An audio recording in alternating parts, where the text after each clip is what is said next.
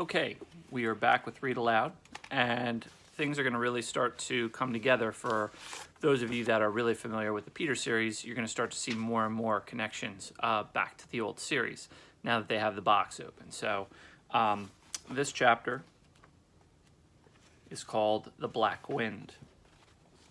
Sarah took a step back, her mouth open, her face frozen in fear. "What?" said Aiden, moving up behind her. Sarah, unable to speak, pointed out the window. Aiden looked and suddenly stopped. "What is it?" It was as if a curtain had fallen outside, blotting out the lights of the building across the street. But it was no curtain.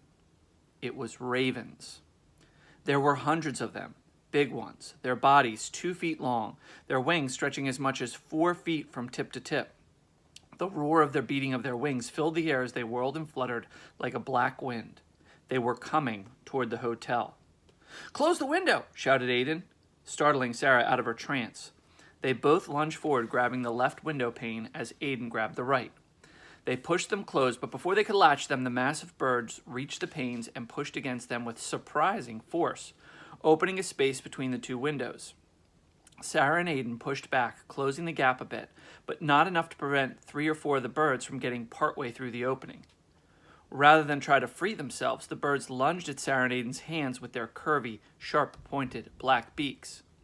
The other ravens hurled their bodies against the windows, which shuddered with the impact. The hotel room echoed with the birds' harsh cries. "Caw, caw, caw!" "Don't let go," Sarah shouted, shifting her hands to avoid the savage pecks of the 3 wild-eyed ravens. "Take my side," said Aiden. "I'll try to push them out." Sarah knelt to avoid the trapped birds and put her right hand on the frame of the window. Aiden had been holding, leaning with full weight. "Can you hold it?" Aiden asked. "I think so." Aiden tried letting go. Sarah was okay, at least for the moment. He turned and grabbed a pillow from the bed, then shoved it against the 3 or 4 pecking birds, covering them. One by one, he shoved his fist against them, forcing them outside. "Now," he shouted as he pushed the last one through the opening in the window. Sarah slammed it closed and quickly latched it. The birds were still swarming outside, their bodies thudding against the window, but the glass and the latch seemed to be holding. Sarah looked at Aiden and said, What? Caw!" The sound came from behind them. They turned to see a raven perched on the desk. It raised its huge wings and launched itself directly at them.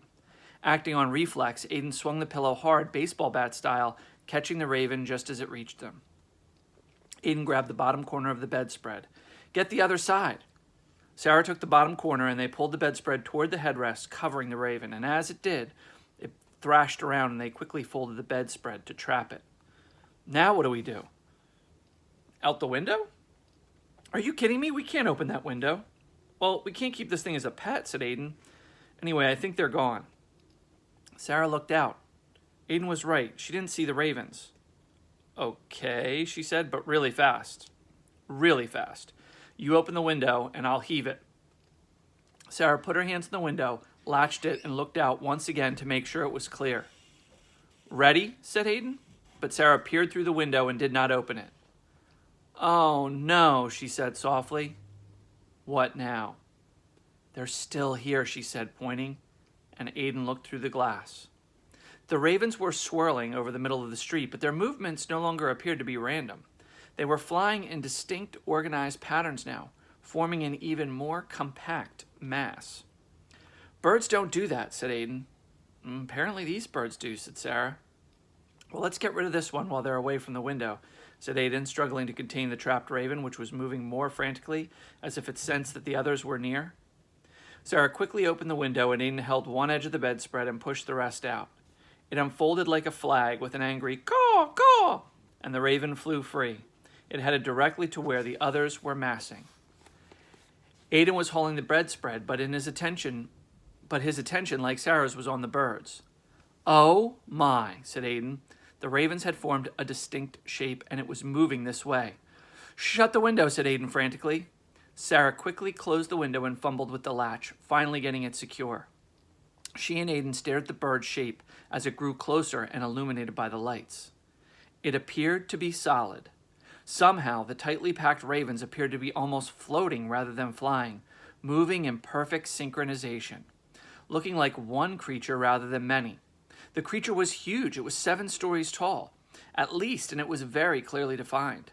It was the shape of a hooded figure, like a monk or a priest, with stooped shoulders, wearing a long black robe.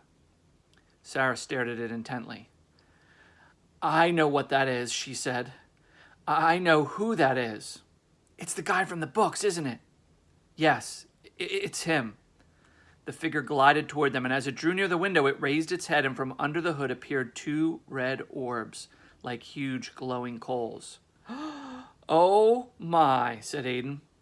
He and Sarah stood still, frozen in fear and fascination, as the hideous form came toward them.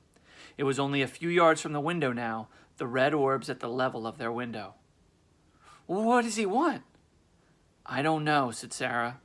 The shape stopped coming forward, and there was a movement to one side, an arm-like with long spindly fingers at the ends. The arm moved just outside the window. "Do you feel that?" said Aidan. Sarah did feel it. A sickening chill was seeping through her body. Suddenly, she knew what was happening. "Get down," she said. "What are you—" "It wants our shadows. We have to turn out the lights now." There were 2 lights, the overhead lamp and the lamp on the table between the beds. Aidan dove toward the lamp while Sarah scrambled across the floor to the light switch by the door. In seconds, the lights were off and the room was dark. The 2 red orbs were there, still very close, each filling a window frame. Neither Sarah nor Aidan took a breath. And then the orbs were gone. For a moment, the room was silent. They jumped at the sound of the front door. It was a key card being inserted. The door opened. It was their father. "What was all that noise about?" he said, and he stepped into the room. "What on earth?" as he saw the children lying on the floor in the dark. "Excellent question," said Aidan. Tom reached for the light. "No lights!" exclaimed Sarah. "Sorry, Dad, we're playing a game."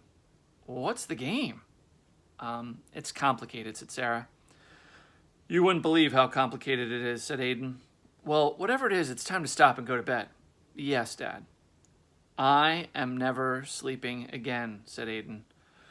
"Early start tomorrow," said Tom. And the room was dark again. Aidan and Sarah rose and went to the window. They could see lights across the street again. The sky was empty and the ravens were gone. They stood for a few seconds peering into the night when Aidan broke the silence. "Didn't Ambra die?" he said. "Apparently not. He's very hard to kill. He keeps coming back." "As a bunch of birds?" "You saw the same thing I did." Aidan shuddered. "I wish I hadn't." "So, how did he find us? Why did he find us?" "The ravens at the tower, remember?" "Yeah." "We unlocked the gold box with the star stuff from the sword. They must have felt that star stuff. That's why they were waiting for us when we came out." "But these weren't the same birds. The tower ravens can't fly." "Then they must be able to communicate. Somehow they told other ravens." "Talking birds?" "They aren't normal birds." "No kidding." Sarah looked harder at her brother. "They're him, Aidan. Lord Ambra." "How can that be? I mean, you saw. It's birds." "Maybe each raven is a piece of him. Put the ravens together and—" "That's crazy." "It's not crazy. You saw it. They turned into him. And he nearly got us. The light was coming from behind us, and he was touching our shadows. You felt it, right?" Aidan nodded. "I don't ever want to feel that again." They were both quiet for a while. Then Aidan said what they were both thinking. "He doesn't want us, Sarah. He wants the box. He wants the star stuff. That's why he came." Sarah nodded. "Which means he's coming back. As long as we have the star stuff, he's going to keep coming back." Sarah nodded again. "So maybe we should just let him—" "No," said Sarah, shaking her head. "We can't give it to him." "But he's evil, Aidan. He's evil. And if he gets the star stuff, he's going to use it to do evil things. People died to protect that star stuff from him. We can't let him have it." "So what do we do?" Sarah looked down. "I don't know." "Great," said Aidan. They sat in silence for a minute, and again it was Aidan who spoke, and again he said what they were both thinking. I wish we never found that stupid piece of paper, he said. Then we would have never have gone to the cave, and we'd never have opened the box. Then none of this would have... He stopped, realizing that Sarah was crying. Her face was buried in her hands. Tears dripped through the cracks between her fingers. I'm sorry, she said, her voice muffled. It's my fault. It's okay, he said, giving her shoulder a tentative pat.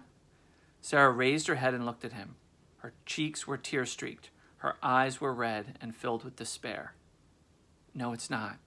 It's not at all okay. And that's the end of the chapter. So a couple things. Number one, the authors are very, very good at writing their description in this chapter, and you can picture a lot of vivid things thanks to some of the words that they choose when they write. Instead of saying simply that Sarah was crying, they describe it, tear-streaked face. They talk about the tears dripping through her fingers, which I think is a really powerful image for you as a reader to picture. The other image I think that is really powerful is when they describe the bird Ambra looking in their hotel room window and saying that each of the red orb eyes takes up a window pane. I think that's a really strong image to put into your brain, as well as the giant black-robed figure made of birds coming down the street. You might even picture a few scenes from a movie with that. So that's what kind of engages us as we read, are these pictures that we can see in our minds. So my challenge to you would be, as a bonus, and I'll put this in Classroom, for you to draw one of those images or a different image that we've read so far in the book that you think is a really, really strong image. It's not an assignment. It's something for the people that like to draw, that are my artists. And if you send me the picture through Dojo, I will share it through Classroom and Dojo with everyone so that they can check out your artwork. The third thing, and the thing I'll close with, is the authors kind of hinted at this on the cover. You know, we have these large ravens, and on the hardcover version, you can see it a little bit better, but this is the paperback. But they put those ravens on there. So we're going to definitely see more of the ravens as we read. So I'm hoping, there's no due date, but I'm hoping some of you will take on the art challenge to draw some pictures. All right.